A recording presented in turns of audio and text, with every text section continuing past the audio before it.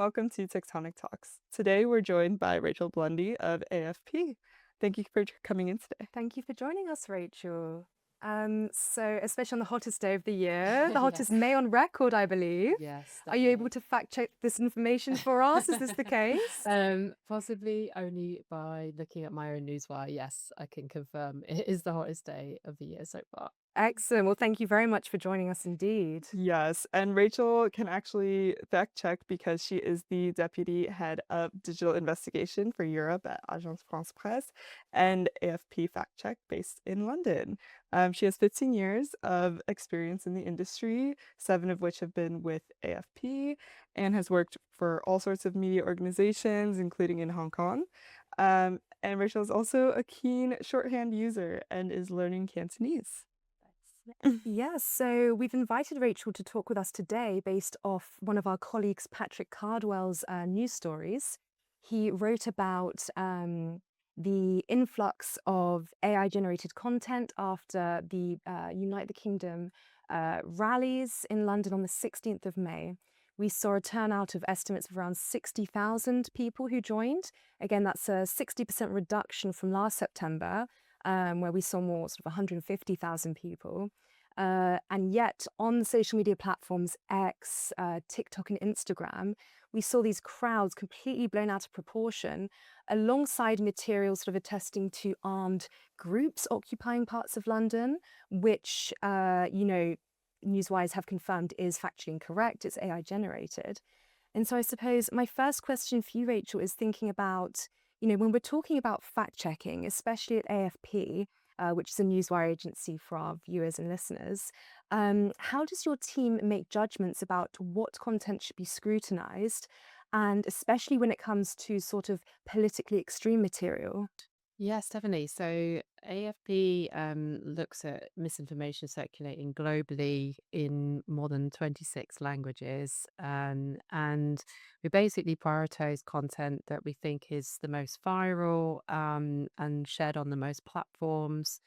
And we ideally want to fact check things that are potentially causing harm or concern or distress for people online, and has maybe a real world impact, although that could be hard to measure. An agency like ours, essentially, we are providing text, video, photos, videos, and fact checks primarily to all of our media clients.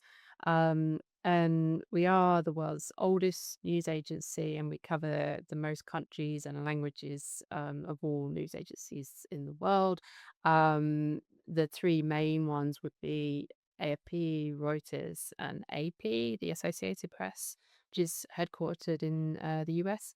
And traditionally, a news agency would be focused on what we call a newswire. So that's the text that goes out to all media organizations that subscribe to the newswire, and they are free to use that in the way that they want on their websites or on their broadcasts, um, as long as they stay true to what the story said and don't misrepresent what we've reported. Many of the stories that you read in the newspaper or on websites, or even that are being reported directly on breaking news on broadcast, they are coming from newswire agencies, news agencies, because sometimes those journalists at the news agencies are the first people at the scene of something happening.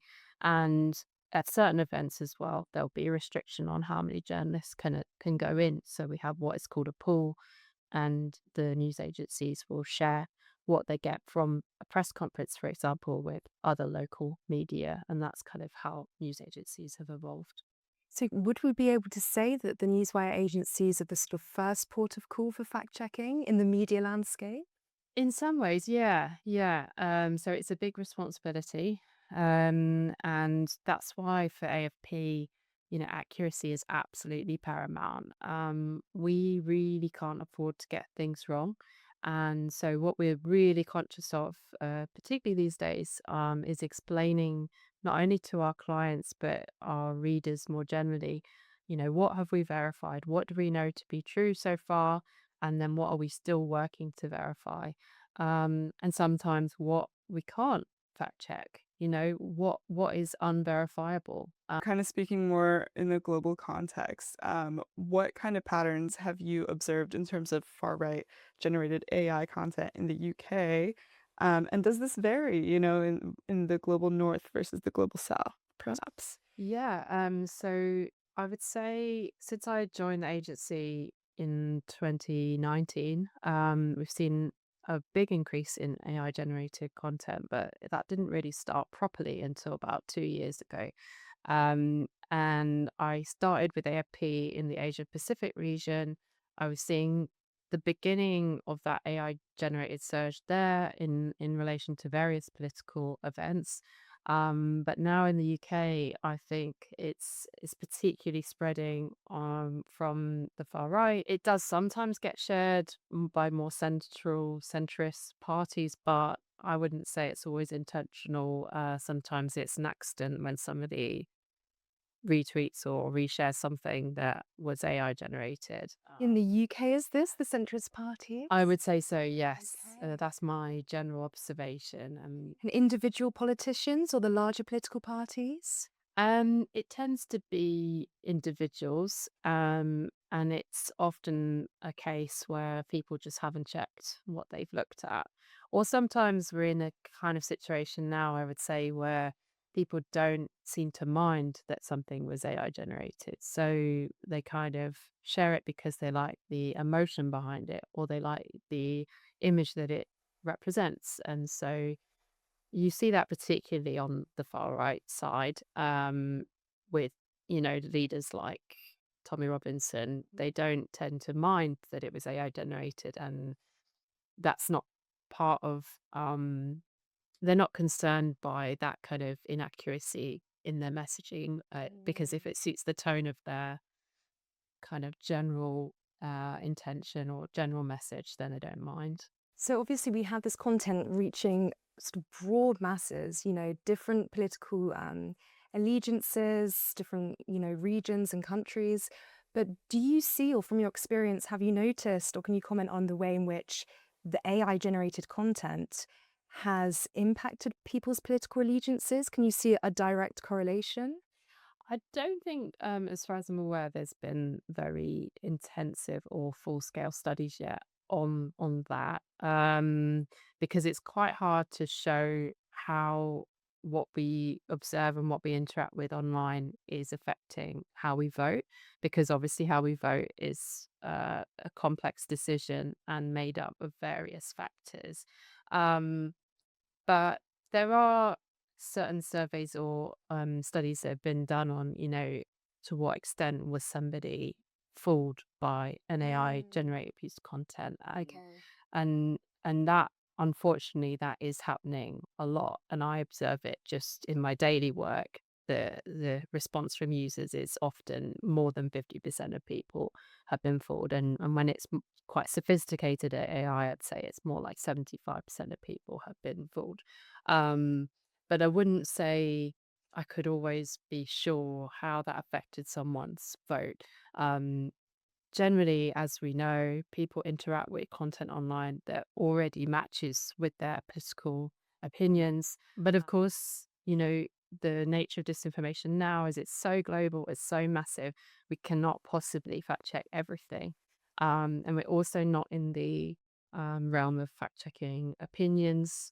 So when things are just phrased in a certain way to suit somebody's argument, we're not going to be fact checking a whole kind of series of opinions in a post. However, if somebody shares something blatantly false, a direct statement that we can say with evidence this is false, then we will write a fact check about it. It's very interesting. And I suppose when we're talking about this, the different types of contents, you said you can't necessarily debunk an opinion, but you can sort of concrete material. And do you have any examples of factually incorrect, especially AI generated content that you see? What does this look like in terms of videos or posts or, actual like AI generated images? What are you seeing at the moment? Yeah, so I suppose we tend to focus on either doctored images or videos, or possibly AI generated images or videos. And by that, I mean it's been created with an AI generating software. Um, I didn't see as much of it, to be honest, ahead of this most recent Unite the Kingdom rally.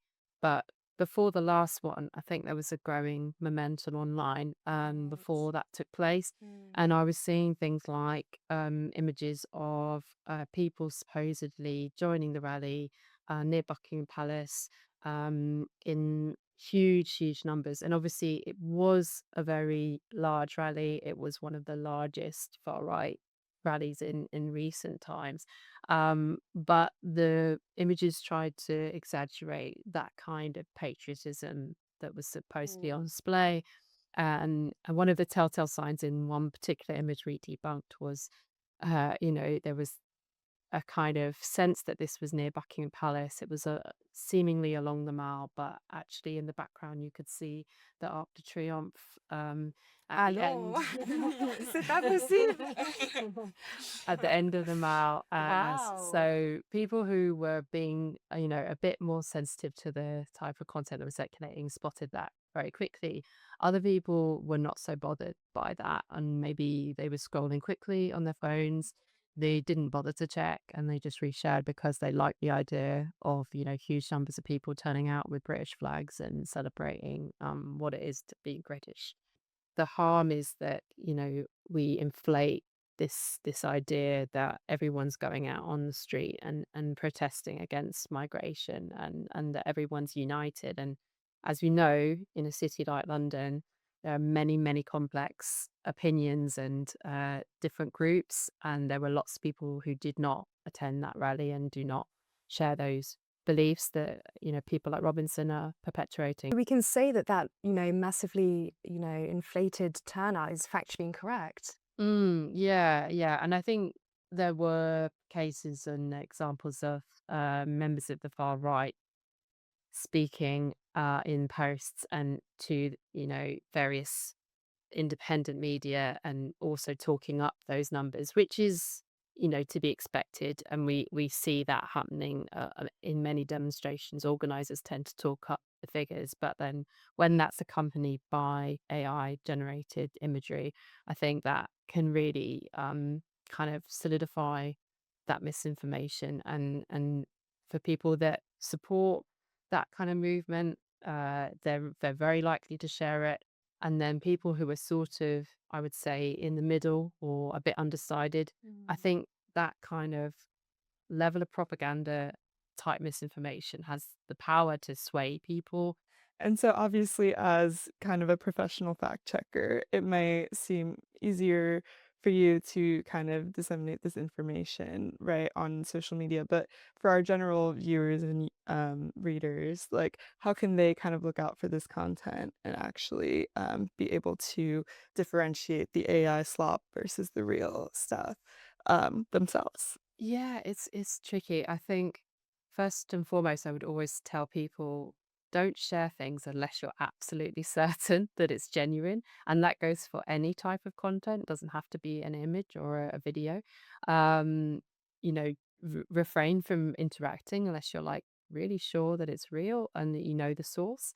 The other thing to think about is does the content make you feel a very strong emotion?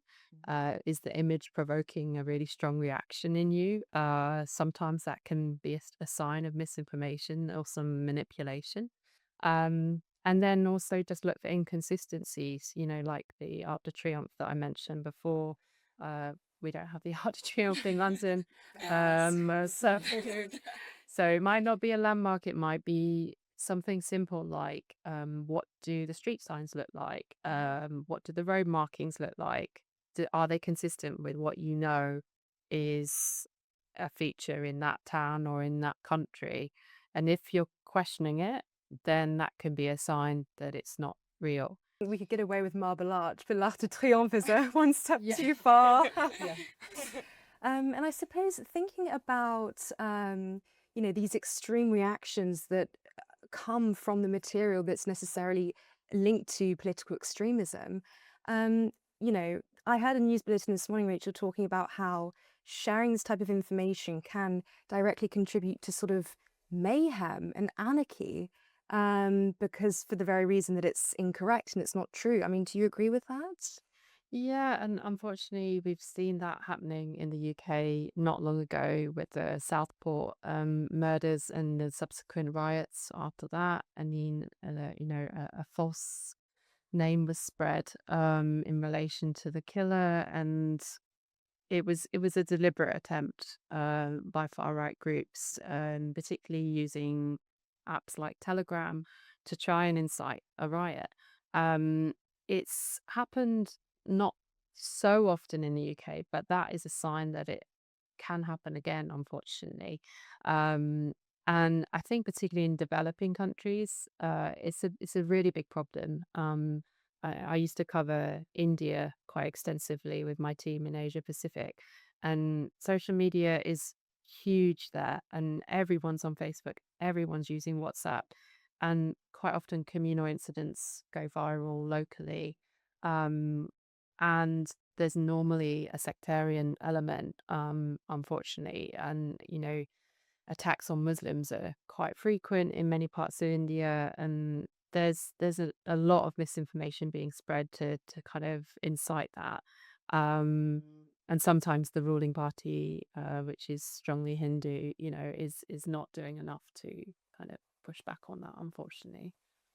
Understood. Yeah, my parents are from India, and I would say, like, WhatsApp is their number one, like, use of, like, spreading. I mean, my parents, they see something on, TikTok or Instagram, and they think it's real. They think it's actually real, and they send it to their family group chats, and then I have to be the one to be like, "Guys, let's take a step back. We know that this is not real," so that's quite interesting. But in terms of, like, who the onus is on, right? Is that the person who creates the AI, in your opinion? Is that the person that creates these AI slop images, or is it more so on kind of Meta and the companies that actually moderate this content to actually help aid in stopping this sort of misinformation? Yeah, I think it's a really complex problem. And ultimately, it's the platforms that are the publishers and are hosting the content. So they need to be ultimately accountable for that. And that's why they do have strategies to try and, push back and to try and limit the spread of misinformation. But there's always more to do. And unfortunately, what we've seen with Meta in the US is that they're rowing back from fact checking. As recently as last year, they announced that they were cutting their fact checking program there. And that was in response pretty much directly to the latest Trump administration. As a journalist now, the slightly disturbing thing is that we don't always seem to be agreeing on what that effort should be, and we don't seem to be always in situations where politicians agree what objective truth is, and that's really problematic for all of us. I think social media users, the best we can do sometimes as the general public is to refrain from sharing things we haven't checked. Um, but we shouldn't be responsible for policing the internet, that has to be the platforms, and it has to be um, media organizations as well, helping to educate people in what's real and what's not. Thank you so much, Rachel, for joining us. If you would like to read more about what Rachel has to say about AI content in the UK, please go to our website at thetectonicmagazine.com. Thank you for listening.